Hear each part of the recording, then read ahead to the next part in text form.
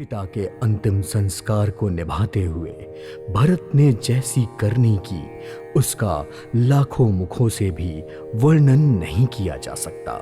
फिर शुभ दिन का शोध कर श्रेष्ठ मुनि वशिष्ठ जी आए और उन्होंने मंत्रियों तथा सारे महाजनों को बुलवाया और सब लोग राजसभा में जाकर बैठ गए। तो मुनि ने भरत जी तथा शत्रुघ्न जी दोनों भाइयों को बुलावा भेजा और उनके आते ही भरत जी को वशिष्ठ जी ने अपने पास बैठा लिया और नीति तथा धर्म से भरे हुए वचन कहे। पहले तो कैकेयी ने जैसी कुटिल करनी की थी, मुनि ने वह सारी कथा कही। फिर राजा के धर्म व्रत और सत्य की सराहना की, जिन्होंने अपना शरीर त्याग कर प्रेम को भी निभाया। श्री रामचंद्र के गुण, शील और स्वभाव का वर्णन करते करते तो मुनिराज के नेत्रों में जल भर आया और उनका शरीर पुलकित हो गया।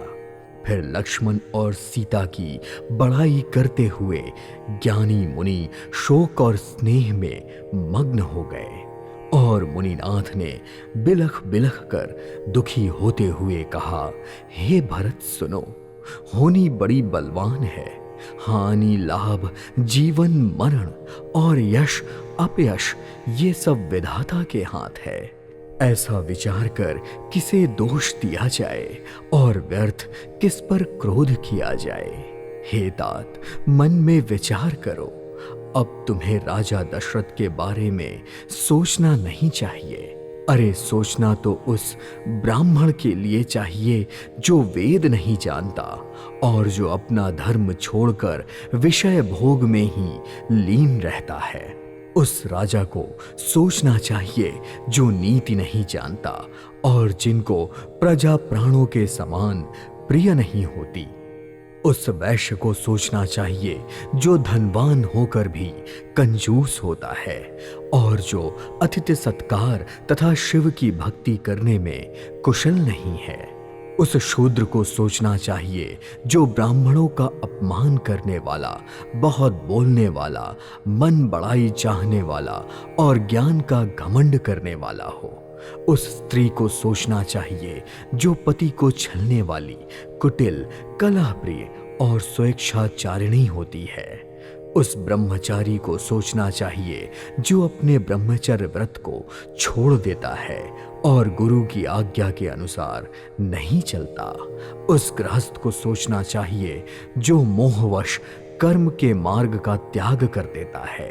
उस सन्यासी को सोचना चाहिए जो दुनिया के प्रपंच में फंसा हुआ है और ज्ञान वैराग से हीन है। सोचना उनको चाहिए जो चुगलखोर हैं, बिना कारण ही क्रोध करने वाले हैं तथा माता पिता, गुरु एवं भाई बंधु के साथ विरोध रखने वाले हैं। सब प्रकार से उसको सोचना चाहिए जो दूसरों का अनिष्ट करता है, अपने ही शरीर का पोषण करता है और बड़ा भारी निर्दयी होता है। और वह तो सभी प्रकार से सोचने योग्य है जो छल को छोड़कर भी हरि का भक्त नहीं होता। कौशल राज दशरथ जी सोचने के योग्य नहीं है। उनका प्रभाव 14 लोकों में प्रकट है। हे भरत, तुम्हारे पिता जैसा राजा ना तो हुआ और ना ही अब होने ही वाला है। ब्रह्मा, विष्णु, शिव, इंद्र और दिग्पाल सभी दशरथ के गुणों की कथाएं कहा करते हैं। हे तात कहो, कोई उनकी बड़ाई आखिर किस प्रकार करेगा जिनके श्री राम, लक्ष्मण, तुम और शत्रुघ्न जैसे पवित्र पुत्र हैं। राजा सब प्रकार से भाग्यवान थे, उनके लिए विषाद करना व्यर्थ है। यह समझकर किसी भी प्रकार की सोच त्याग दो और राजा की आज्ञा को अपने सिर माथे पे लगाकर उनके अनुसार ही कार्य करो। राजा ने राजपद तुमको दिया है, पिता का वचन तुम्हें सत्य करना चाहिए। जिन्होंने अपने वचन के लिए श्री रामचंद्र को भी त्याग दिया और राम के विरह की अग्नि में अपने शरीर की आहुति दे दी। राजा को वचन प्रिय थे, प्राण प्रिय नहीं थे। इसलिए हे तात, पिता के वचनों को सत्य प्रमाणित करो, राजा की आज्ञा का पालन करो, इससे तुम्हारी सब तरह की भलाई है। परशुराम जी ने अपने पिता की आज्ञा रखी और अपनी ही माता को मार डाला। सारे लोक में इस बात के साक्षी हैं। राजा ययाति के पुत्र ने अपने पिता को अपनी जवानी दे दी। पिता की आज्ञा का पालन करने से ना ही उन्हें किसी प्रकार का पाप लगा और ना ही किसी प्रकार का अपयश मिला। जो अनुचित और उचित का विचार छोड़कर अपने पिता के वचनों का पालन करते हैं, वो यहाँ पर सुख और सुयश के पात्र होकर अंत में इंद्रपुरी में निवास करते हैं। राजा के वचन को तुम्हें अवश्य ही सत्य सिद्ध करना चाहिए।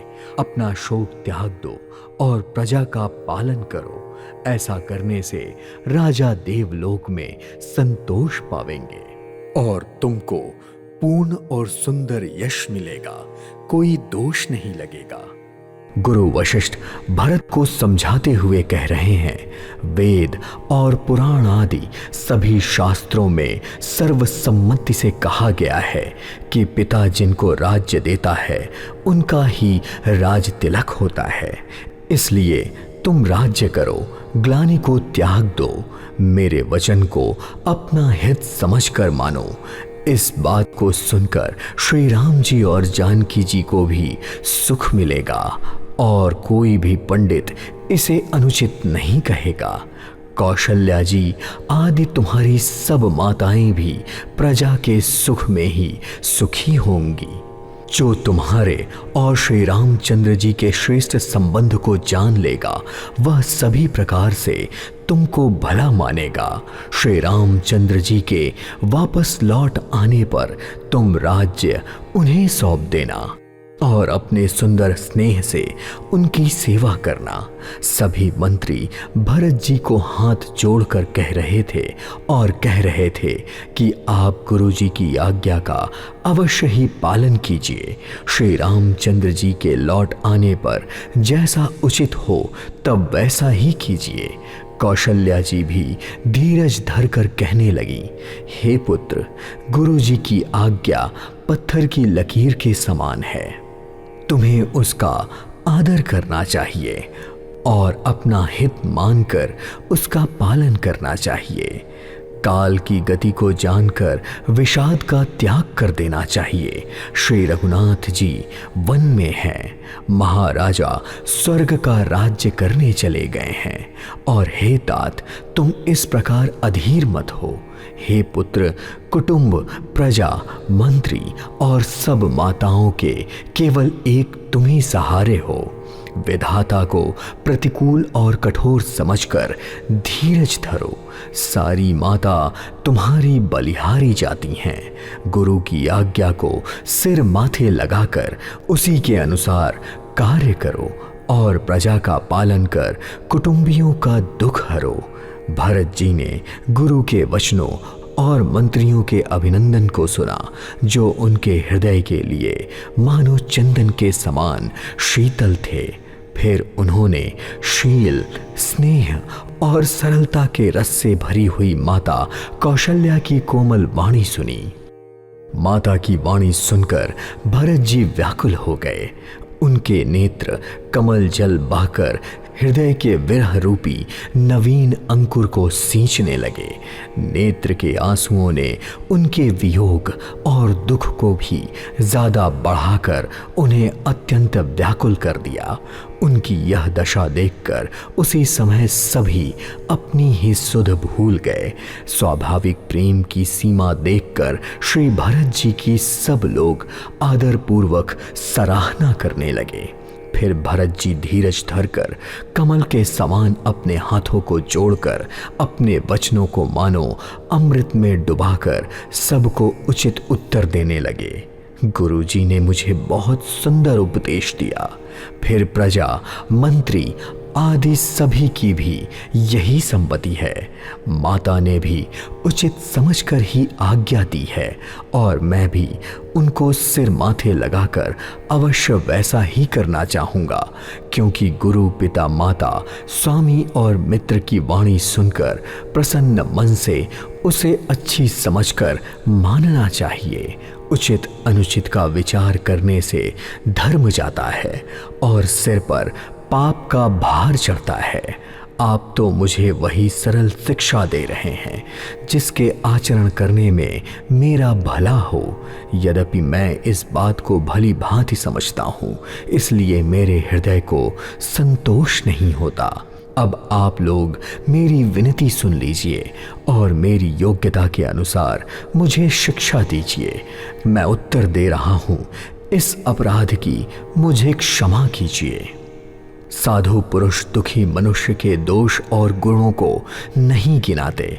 पिता स्वर्ग में हैं, श्री सीता राम जी वन में हैं और मुझे आप राज्य करने के लिए कह रहे हैं।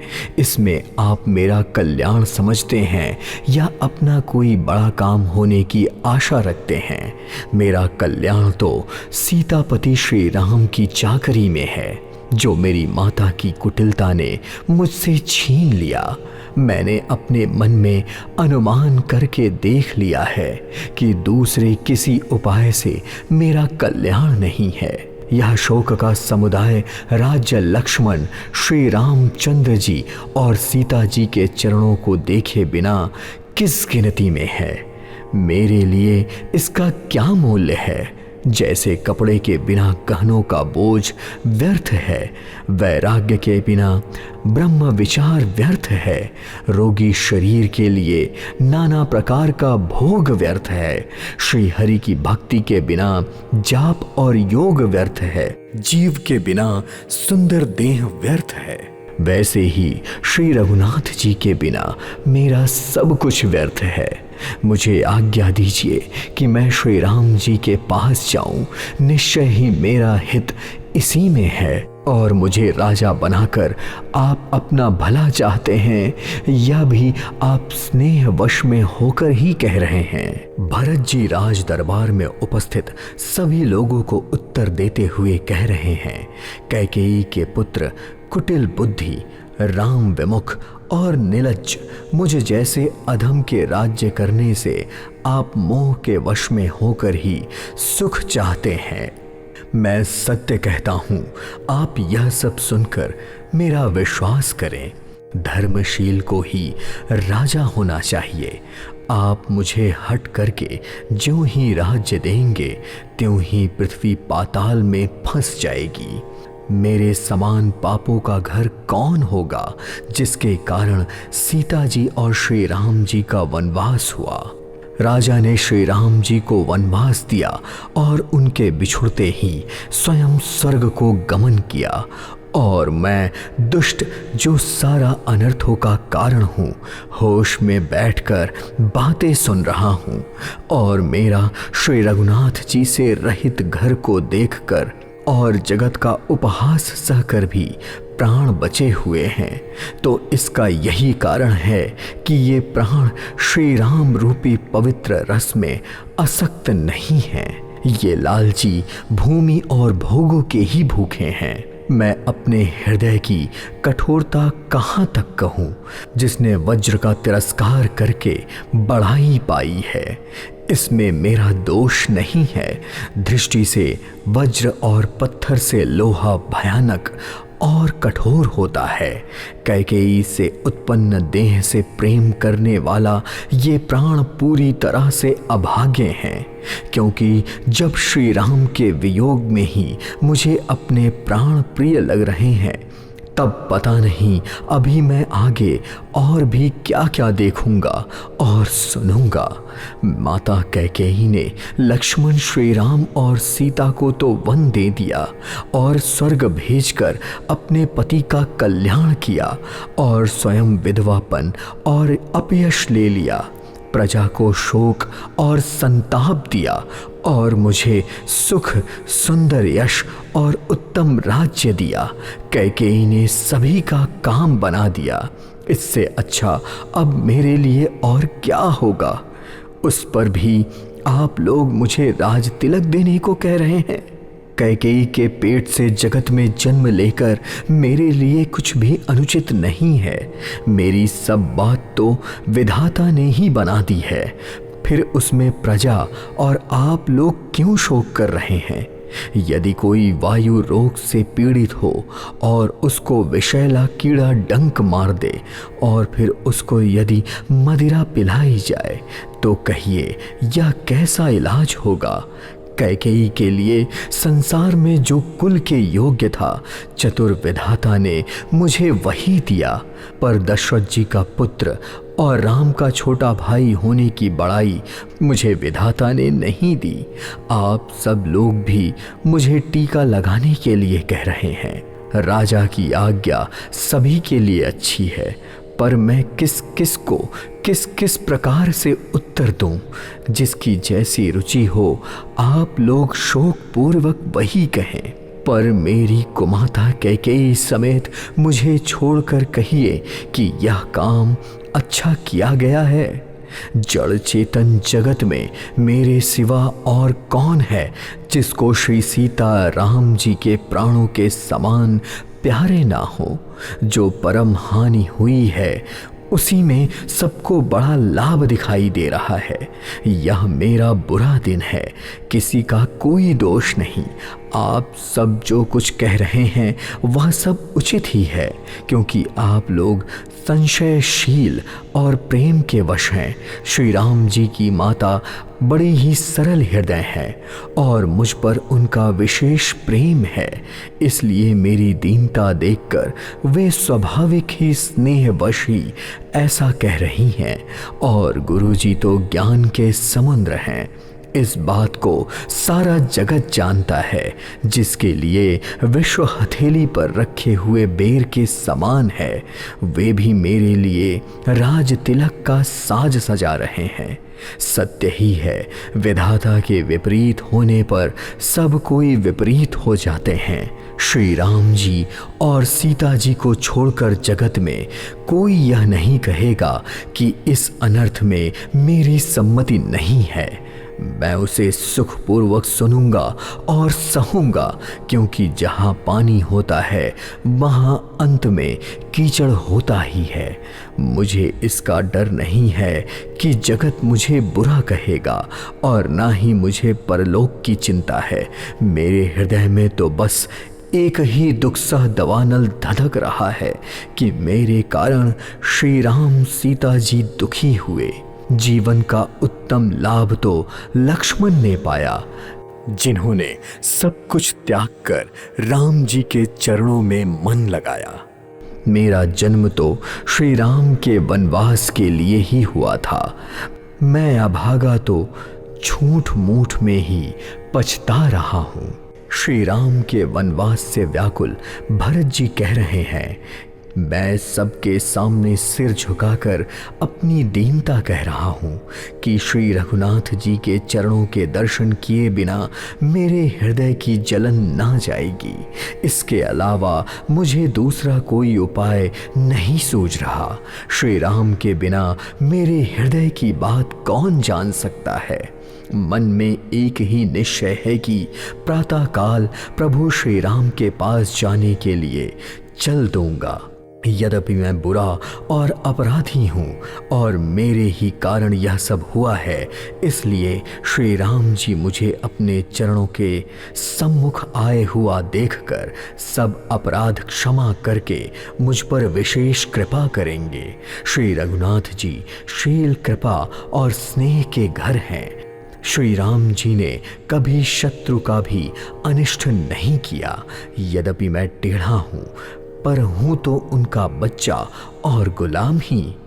आप सब लोग भी इसमें मेरा कल्याण मानकर सुंदर वाणी से आज्ञा और आशीर्वाद दीजिए, जिससे मेरी विनती सुनकर मुझे अपना दास जानकर श्री रामचंद्र जी अपनी राजधानी लौट आवें।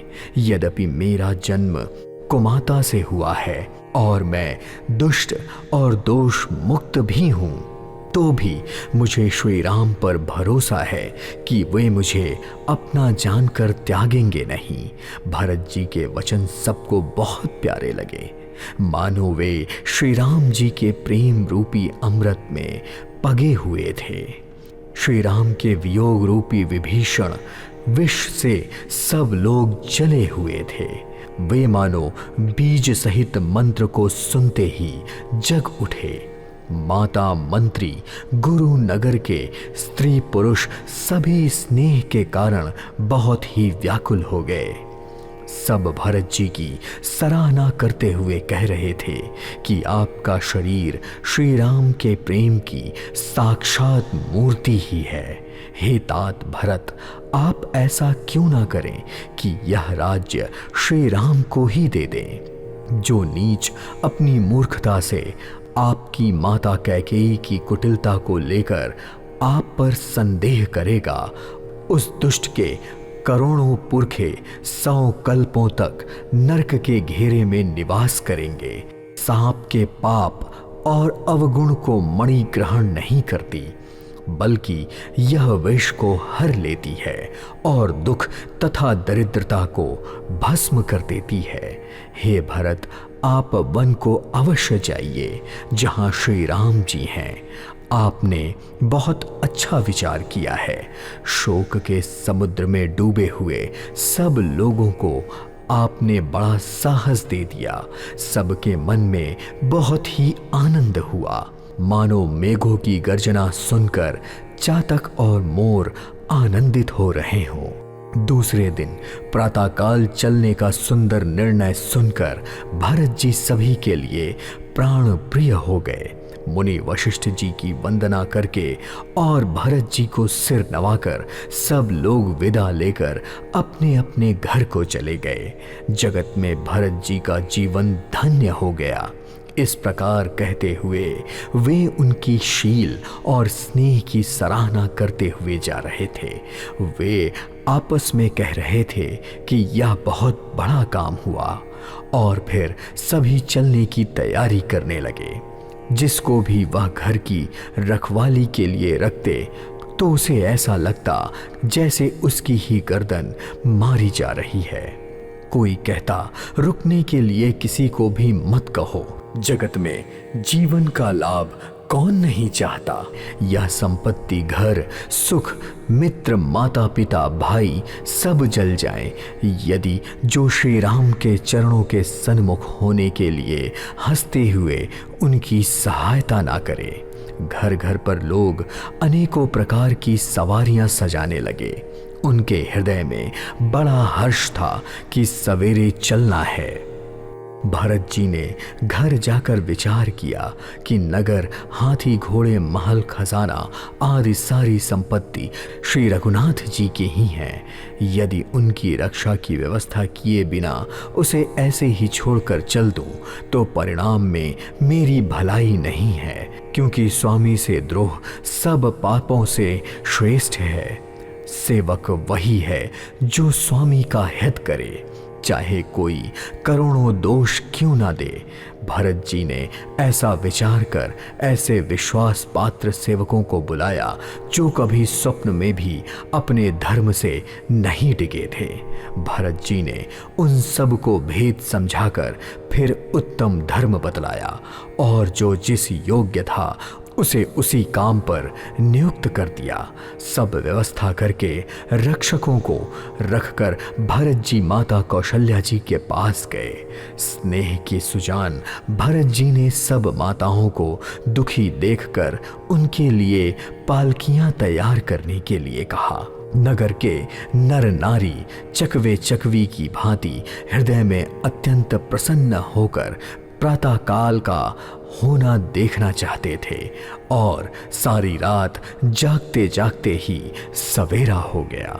भारत के साथ वन जाने की तैयारी कर रहे सारे नगरवासी रात भर जागते रहे और देखते ही देखते सवेरा हो गया। तब भरत जी ने चतुर मंत्रियों को बुलवाया और कहा, तिलक का सब सामान ले चलो वन में ही मुनि वशिष्ठ जी श्री रामचंद्र जी को राज्य देंगे, जल्दी चलो। यह सुनकर मंत्रियों ने वंदना की और तुरंत घोड़े, रथ और हाथी सजवा दिया। सबसे पहले मुनिराज वशिष्ठ जी अरुंधति और अग्निहोत्र की सब सामग्री सहित रथ पर सवार होकर चल दिए।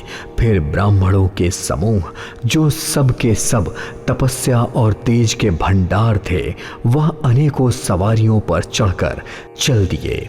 नगर के सब लोग रथों को सजा सजाकर चित्रकूट के लिए चल पड़े, जिनका वर्णन नहीं किया जा सकता। ऐसी सुंदर पालकियों पर चढ़ चढ़कर सारी रानियां चली। विश्वास पात्र सेवकों को नगर सौंपकर और सबको आदर पूर्वक रवाना करके तब श्री सीता राम जी के चरणों को स्मरण करके भरत शत्रुघ्न दोनों भाई चले। श्री रामचंद्र जी के दर्शन की अनन्य लालसा से सब नर नारी ऐसे चले मानो प्यारे हाथे हथनी जल को देखकर बड़ी तेजी से बावले से हो जा रहे हों। श्री सीता राम जी सब सुखों को छोड़कर वन में हैं। मन में ऐसा विचार करके छोटे भाई शत्रुघ्न सहित भरत जी पैदल ही चले जा रहे थे। उनका स्नेह देखकर लोग प्रेम में मग्न हो गए। सब घोड़े, हाथी, रथों को छोड़कर उनसे उतरकर पैदल चलने लगे। तब श्री रामचंद्र जी की माता कौशल्या जी भरत के पास अपनी पालकी खड़ी करके कोमल वाणी से बोली, हे पुत्र, सभी माताएं तुम्हारी बलैया लेती हैं, तुम रथ पर चढ़ जाओ, नहीं तो सारा परिवार दुखी हो जाएगा। तुम्हारे पैदल चलने से सभी लोग पैदल चलेंगे। शोक के मारे सब दुबले हो रहे हैं। यह सब रास्ते पैदल चलने के योग्य नहीं हैं। माता की आज्ञा को सिर से लगाकर और उनके चरणों में सिर नवाकर दोनों भाई रथ पर चढ़कर चलने लगे। पहले दिन तमसापुर में वास करके उन्होंने दूसरा वास गोमती के तीर पर किया, जहां कोई दूध ही पीता, कोई फलहार करता और कुछ लोग तो रात को एक ही बार भोजन करते। भूषण और भोग विलास को छोड़कर सब लोग श्री राम जी के लिए नियम और व्रत कर रहे थे और फिर रात भर सई नदी के तीर पर निवास कर सवेरे वहां से चल दिए और सब श्रृंगवेरपुर के समीप जा पहुंचे। तो निषाद राज ने जब यह समाचार सुना तो वह दुखी होकर हृदय में विचार करने लगा, क्या कारण है जो भरत वन को जा रहे हैं। मन में कोई कपट भाव अवश्य है। यदि मन में कुटिलता ना होती तो साथ में सेना लेकर क्यों जा रहे हैं। समझते हैं कि छोटे भाई लक्ष्मण सहित श्री राम को मारकर बिना किसी संकट के सुख से राज्य करूंगा। भरत ने हृदय में राजनीति को स्थान नहीं दिया, राजनीति का विचार नहीं किया। पहले तो कलंक लगा ही था, अब तो लगता है इसे जीवन से ही हाथ धोना पड़ेगा। संपूर्ण देवता और दैत्य वीर भी यदि जुट जाएं तो श्री राम जी से रण में जीतने वाला कोई नहीं है। भरत जी ऐसा कर रहे हैं, इसमें आश्चर्य ही क्या है।